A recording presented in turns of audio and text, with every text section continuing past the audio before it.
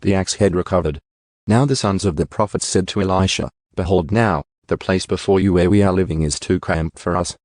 Please let us go to the Jordan, and let us each take from there a beam, and let us construct a place there for ourselves, to live there.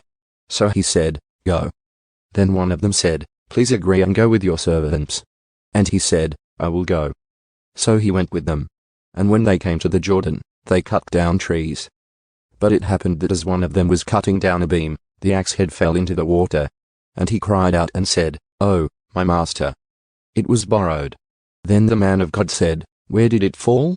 And when he showed him the place, he cut off a stick and threw it in there, and made the iron float.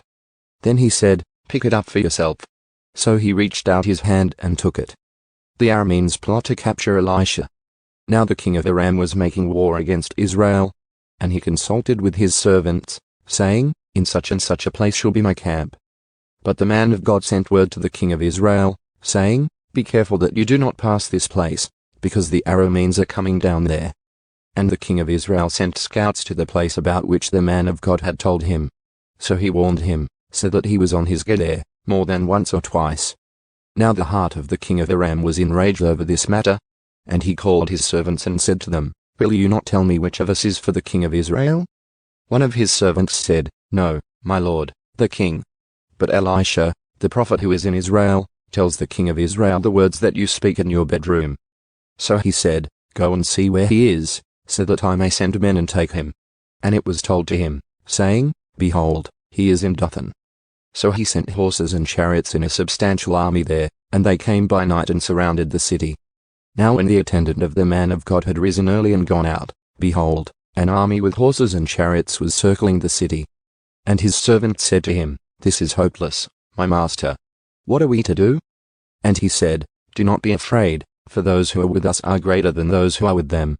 Then Elisha prayed and said, Lord, please, open his eyes so that he may see. And the Lord opened the servant's eyes, and he saw. And behold, the mountain was full of horses and chariots of fire all around Elisha. And when they came down to him, Elisha prayed to the Lord and said, Please strike this people with blindness. So he struck them with blindness in accordance with the word of Elisha. Then Elisha said to them, This is not the way, nor is this the city. Follow me and I will bring you to the man whom you seek. And he brought them to Samaria. When they had come into Samaria, Elisha said, Lord, open the eyes of these men, so that they may see. So the Lord opened their eyes, and they saw. And behold, they were in the midst of Samaria. Then the king of Israel, when he saw them, said to Elisha, My father, shall I kill them? Shall I kill them? But he answered, You shall not kill them. Would you kill those whom you have taken captive with your sword and your bow? Set bread and water before them, so that they may eat and drink, and go to their master. So he provided a large feast for them. And when they had eaten and drunk, he sent them away, and they went to their master. And the marauding bands of Arameans did not come again into the land of Israel. The siege of Samaria, cannibalism. Now it came about after this, that Ben-Hadad the king of Aram gathered all his army, and went up and besieged Samaria. So there was a severe famine in Samaria. And behold, they kept besieging it until a donkey's head was sold for 80 shekels of silver, and a fourth of a cab of dove's dung for 5 shekels of silver. And as the king of Israel was passing by on the wall, a woman cried out to him, saying, Help, my lord the king. But he said, If the Lord does not help you, from where am I to help you? From the threshing floor, or from the winepress? Then the king said to her, What is on your mind?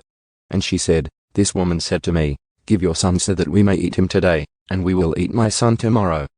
So we cooked my son and ate him. And I said to her on the next day, Give your son, so that we may eat him. But she has hidden her son. When the king heard the woman's words, he tore his clothes, and he was passing by on the wall, and the people looked, and behold, he had sackcloth underneath on his body. Then he said, May God do so to me and more so, if the head of Elisha the son of Shaphat remains on him today.